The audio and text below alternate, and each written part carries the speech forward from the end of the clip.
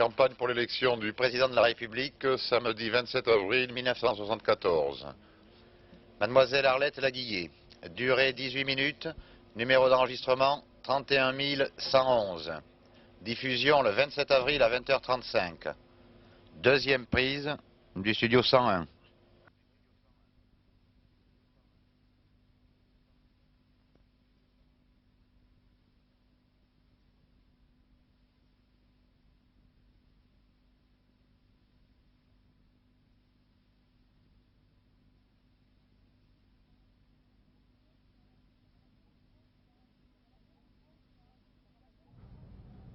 Pourquoi, dans ces élections, présenter la candidature d'une femme, d'une travailleuse du rang?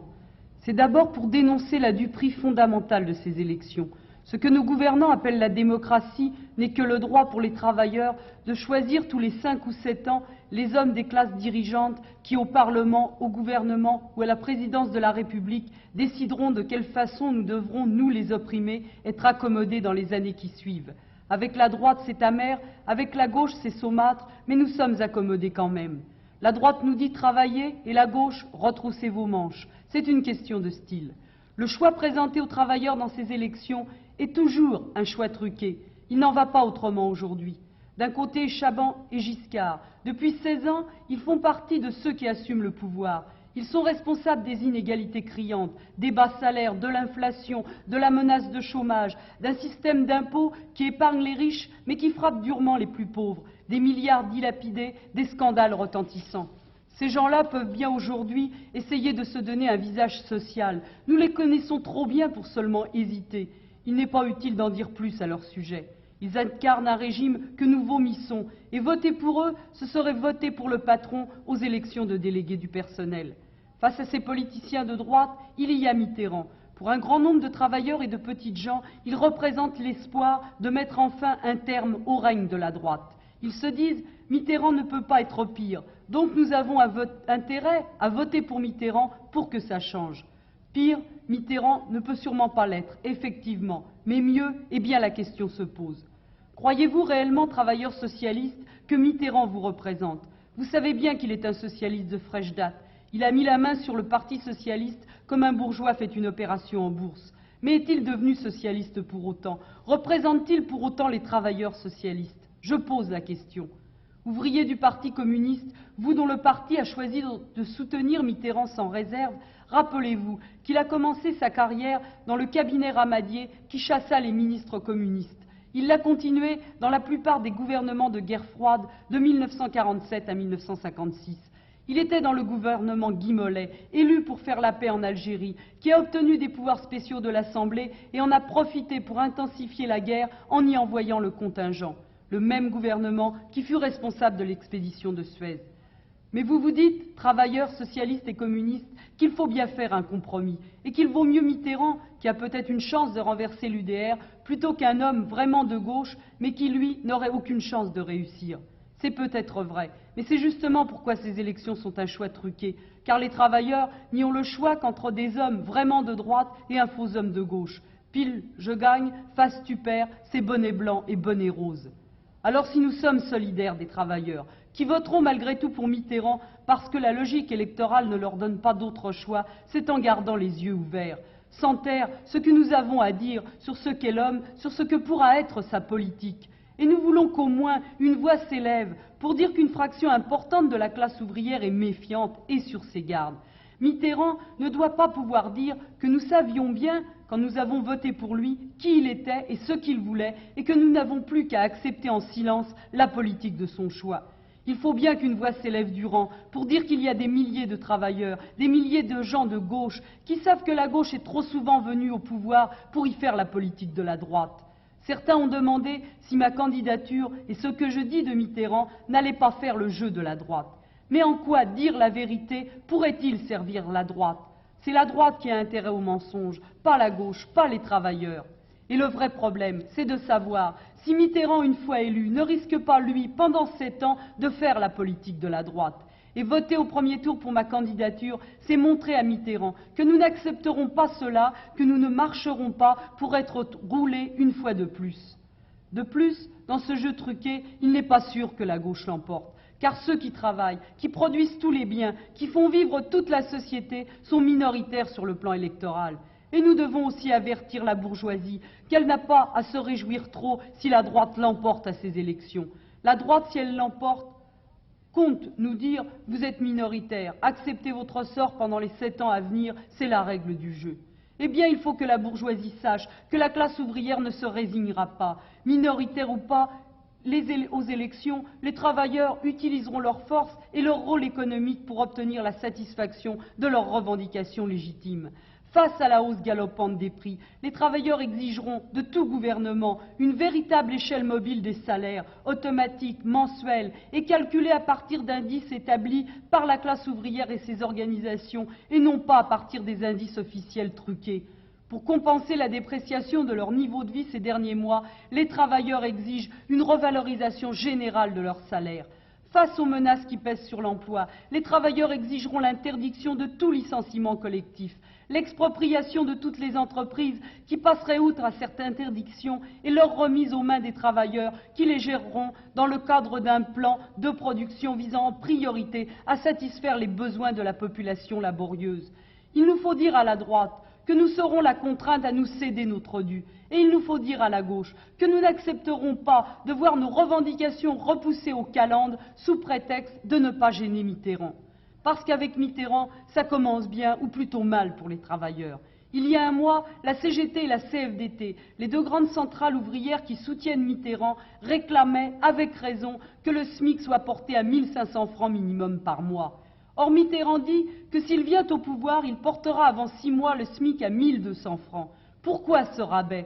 Pourquoi d'ores et déjà la CGT et la CFDT exigent-elles moins de Mitterrand qu'elles n'exigeaient de Pompidou? Est-ce que la vie a baissé depuis 2 mois? Est-ce aux travailleurs ou aux patrons que Mitterrand veut plaire en démontrant que lui peut obtenir des syndicats plus de docilité que n'en obtenait Pompidou? Qu'est-ce que ce sera après, quand il n'aura plus besoin de nos suffrages? Et les exigences des travailleurs ne vont pas à l'encontre des intérêts des autres catégories sociales qui vivent de leur travail. Essayer de dresser les petits commerçants ou les petits paysans contre les travailleurs ou inversement est une vieille politique. Les véritables profiteurs de la société dans laquelle nous vivons, ceux qui ne travaillent pas et gagnent des milliards, ont tout intérêt à dresser les uns contre les autres tous ceux qui gagnent leur vie en travaillant eux-mêmes. Ouvriers, artisans, petits paysans et petits commerçants ont au contraire des intérêts communs et ils peuvent même se battre pour des revendications communes. Je n'en citerai qu'un exemple. Chaque année, des tonnes et des tonnes de fruits et de légumes frais sont détruits parce que les réseaux de distribution, aux mains des gros capitalistes, préfèrent vendre peu et cher plutôt que beaucoup avec une marge réduite. Une bonne récolte devrait se traduire par une amélioration, et pour les consommateurs, et pour les petits paysans. Mais c'est exactement le contraire qui se produit. Les prix à la consommation ne baissent pas. Par contre, les paysans n'arrivent plus à vendre leurs produits parce que les réseaux de distribution ne leur achètent plus. Eh bien, nous, les travailleurs révolutionnaires, nous revendiquons que les sociétés de transport, la SNCF et les grosses sociétés de distribution, c'est-à-dire les grandes surfaces, aient un cahier des charges qui leur impose de transporter à prix réduit et de vendre sans bénéfice les produits agricoles excédentaires au moment de la saison. Les travailleurs des villes savent quel prix ils payent d'ordinaire et quel prix ils paient lorsque les paysans viennent vendre directement leurs produits à la ville pour attirer l'attention sur leur situation. La différence est énorme, colossale. Eh bien, il est possible d'imposer aux capitalistes de prendre à leur charge le transport et la distribution à prix coûtant des produits agricoles dont les prix baissent parce qu'ils sont excédentaires. Et les grandes surfaces, qui font des bénéfices colossaux toute l'année, ne pourraient-elles faire quelques sacrifices lorsque ce sont les intérêts de la collectivité qui sont en cause? Mais qui imposera cela? Ceux qui nous gouvernent et qui sont au service des trusts et des banquiers? Les Chaban, les Royer, les Giscard? Non, bien sûr. Est-ce Mitterrand qui se présente comme l'homme de la gauche? Pas plus, car il ne veut pas toucher à la société capitaliste. Ce qui pourrait imposer cela aux hommes politiques qui seront demain au pouvoir, qu'ils soient de droite ou de gauche, c'est la lutte revendicative des travailleurs et des petits paysans, si les uns et les autres, dépassant les barrières qu'on essaie de dresser entre eux, découvrent que sur ce terrain comme sur bien d'autres, leurs intérêts sont communs. Oh, j'entends d'ici les hommes de la droite dire que nous avons bonne mine, nous, l'extrême gauche, de nous proclamer du côté des petits paysans et des petits commerçants, nous qui sommes contre la propriété. Eh bien, nous, les travailleurs révolutionnaires, nous sommes contre la propriété privée, des trusts pétroliers qui peuvent priver un pays d'énergie jusqu'à ce qu'il soit contraint d'accepter les tarifs qu'il lui impose. Nous sommes contre la propriété privée d'un trust industriel comme la CGE qui licencie les travailleurs de râteaux à la Courneuve sans s'occuper de ce qu'ils deviendront. Nous sommes contre la propriété privée qui fait que Chaban et Giscard peuvent consacrer plus de 5 milliards d'anciens francs à leur campagne et que personne ne puisse savoir d'où proviennent ces fonds. À quels travailleurs et au prix de quels sacrifices il a été imposé de travailler avec des bas salaires pour que leurs patrons puissent disposer et utiliser ainsi de tels fonds comme on parie sur 1 de mai, je devrais dire 5 de mai, au prix du président de la République. Nous sommes contre cette propriété-là. Nous sommes contre le fait que des hommes puissent dire à leurs milliers d'employés qui gagnent le SMIC que leurs revendications de salaire risquent de mettre l'économie en péril, alors qu'ils sont capables de consacrer des milliards à des investissements qui, il faut le croire, méritent l'enjeu. Car celui qui sera élu, que donnera-t-il en échange aux hommes qui ont parié sur lui? Ce n'est pas le tiercé, il n'y aura qu'un gagnant. Des milliards sur Chaban, autant sur Giscard, c'est du combien contraint pour les capitalistes qui ont parié, pour les bourgeois qui ont donné cet argent. Et ce n'est pas le PMU, c'est l'argent de qui servira à payer les paris gagnants, l'argent de l'État, l'argent des contribuables. Alors, nous sommes contre la propriété privée de l'État par les capitalistes, les trusts et les monopoles. Quant aux petits commerçants et aux petits paysans, qui est-ce qui les exproprie à l'heure actuelle? Nous, qui oblige les petits commerçants à travailler 15 à 18 heures par jour? Les révolutionnaires ou les grandes surfaces? Arlette-Laguiller ou Carrefour, Suma, Mammouth, tous ces noms folkloriques qui cachent la dictature de fer du capital dont les hommes politiques sont actuellement en course pour l'Élysée? Qui a provoqué la réduction du nombre d'exploitations agricoles de 50% en 20 ans? Les trotskistes ou les capitalistes dont les hommes politiques actuellement au pouvoir sont les serviteurs? Alors je peux vous dire que nous, les travailleurs révolutionnaires, nous ne sommes pas les ennemis, bien au contraire, de tous ceux qui travaillent de leurs mains sans exploiter quiconque. Les hommes politiques au pouvoir s'opposent en défenseurs de la propriété, mais ils sont les ennemis du travail. Ils sont en fait les défenseurs de la propriété mal acquise, car la propriété acquise par le travail, c'est eux qui la détruisent, c'est eux qui en sont les adversaires. Nous sommes contre la propriété de toute la société par quelques-uns. Nous sommes peut-être les seuls véritables défenseurs de la propriété individuelle, au sens humain du terme, à commencer par la propriété de soi-même, ce qui, dans cette société, ne nous est même pas permis à nous, les exploiter. Et puis, dans cette campagne, nous, révolutionnaires, avons beaucoup de choses à dire, des choses justement qui ne sont dites par personne, pas par la droite évidemment, puisque cela irait à l'encontre de ses intérêts, mais ce sont des choses qui ne sont pas dites non plus par la gauche, qui parle par exemple de la Martinique, de la Guadeloupe, de la Réunion, de Djibouti, pour dire qu'ils sont toujours des colonies de la France, où l'oppression n'a pas disparu parce qu'on les a baptisés départements ou territoires d'outre-mer. Ce n'est pas Giscard ou Chaban dont la mine de Bré doit se faire élire à la Réunion parce que c'est plus facile qu'en France. Ce ne sont pas eux qui pourraient dénoncer cette oppression. Mais Mitterrand, l'auteur de la formule « l'Algérie c'est la France », ne la dénonce pas non plus, sans doute par fidélité à son passé de ministre de l'Intérieur. Je veux parler un peu de la Martinique et de la Guadeloupe, département français, dit-on, où 50% de la population active est au chômage, où ceux qui ont la chance d'avoir du travail gagnent moins qu'en France alors que les prix sont supérieurs, où les allocations familiales sont réduites de moitié et où l'allocation chômage n'existe même pas. De départements français où les libertés démocratiques sont bafouées, où les élections sont notoirement truquées, de départements quadrillés par une police qui là-bas donne libre cours à sa hargne anti-ouvrière, attisée par le racisme, et tire sur les manifestations ouvrières, plusieurs dizaines de morts en 1967 à Pointe-à-Pitre. 2 morts il y a seulement 3 mois dans la commune du Lorrain à la Martinique. Un candidat de la gauche aurait dû au moins s'engager à retirer immédiatement toute force de répression de toutes les colonies. À la Guadeloupe et à la Martinique, des militants tels ceux regroupés autour du journal Combat ouvrier se battent pour l'émancipation de leur peuple et pour le pouvoir des travailleurs, pour le socialisme. Il faut que les colonialistes français sachent que, quels que soient les résultats des élections, les travailleurs antillais, réunionnais et les autres leur imposeront de tenir compte de leurs aspirations. Et comment ne pas parler des milliers de travailleurs originaires de ces pays, obligés de s'expatrier pour gagner leur vie?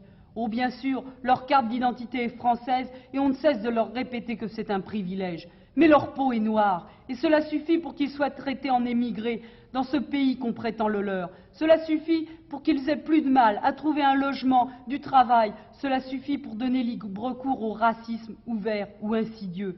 Et il y a aussi les travailleurs immigrés qui n'ont pas, eux, une carte d'identité française dans leur poche. Des travailleurs espagnols, portugais, yougoslaves, africains, arabes, turcs et bien d'autres. Des travailleurs taillables et corvéables à merci, sous-payés, contraints à loger dans des bidonvilles, dans des usines désaffectées, dans des foyers infects et auxquels tous les droits sont refusés. Elle est ignoble, cette société, qui cherche à leur faire sentir qu'ils devraient être reconnaissants du pain qu'ils mangent en France. Pourtant, ce pain, ils le gagnent. Et ils le gagnent d'ailleurs plus à nos yeux que les bourgeois français, bien plus que les oisifs de toutes sortes qui vivent de notre travail, bien plus que les profiteurs, que les spéculateurs en tout genre qui ont la loi pour eux et une carte d'électeur dans la poche. Ils sont 2 millions de travailleurs immigrés en France, 2 millions sans qui l'industrie française ne serait rien, parce qu'elle a besoin de leurs bras et aussi parce qu'elle ne serait pas compétitive, figurez-vous, si elle ne leur payait pas des salaires dérisoires. Eh bien, je dis qu'une société qui condamne des travailleurs aux conditions de vie qui sont celles des travailleurs immigrés en France, aux bidonvilles et aux foyers taudis, je dis qu'une telle société est une société qui doit céder la place. Les jeunes aussi sont des étrangers dans leur propre pays. Eux aussi sont victimes d'une certaine forme de racisme. Eux aussi sont en butte aux vexations des policiers qui considèrent que les individus les plus dangereux dans cette société sont les jeunes en vélomoteur. Et de temps en temps, comme il y a 8 jours à Marseille, l'un d'eux meurt dans un commissariat ou dans une prison. Officiellement, on ne saura jamais de quoi, mais tout le monde se doute bien de ce qui s'est passé. Eh bien, si je me présente, c'est pour que tout cela soit dit nettement, pour appeler un chat, Giscard et Chaban des bourgeois de droite dont les travailleurs n'ont rien à attendre, et Mitterrand, un faux homme de gauche qui peut trahir les travailleurs à la moindre occasion. Alors à tous ceux qui sont révoltés par ces iniquités, aux femmes, à qui on refuse parmi d'autres droits celui de décider elles-mêmes si elles peuvent ou non interrompre une grossesse non désirée, aux travailleurs, aux paysans, à tous ceux qui vivent de leur travail et qui sont le plus mal lotis, à tous ceux qui ne veulent plus revoir les Chaban et les Giscard, qui veulent élire Mitterrand, mais qui ne sont pas dupes ni de l'homme, ni de ses promesses, je dis, en votant pour moi au premier tour le 5 mai, vous affirmerez un choix, vous ferez de votre vote un avertissement aussi bien pour la droite que pour ceux qui se prétendent de gauche. Je me présente parce que mes sentiments, mes espoirs en un changement social profond sont partagés par une fraction importante de la population laborieuse. Alors je ne dis pas « pour que ça change, votez pour moi ». Je dis « vous qui voulez que ça change », pour les plus pauvres, pour les travailleurs, pour la majorité de la population laborieuse, vous qui aspirez à une société plus démocratique, vous qui savez que l'État opprime et que la loi triche, montrez-le, dites-le, en votant le 5 mai pour ma candidature. Plus nous serons nombreux à nous compter sur mon nom, plus nous saurons que l'espoir nous est permis et qu'une société différente est possible. Et plus cet avertissement sera entendu par la bourgeoisie, par ses hommes politiques et par tous ceux qui prétendent parler au nom des travailleurs.